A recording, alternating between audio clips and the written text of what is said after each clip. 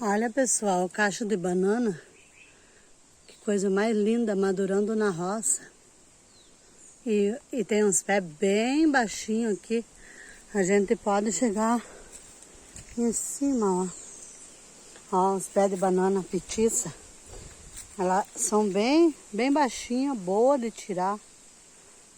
E aqui nós vamos levar e vamos pendurar debaixo dos faios. Que logo vai estar tudo madurinho.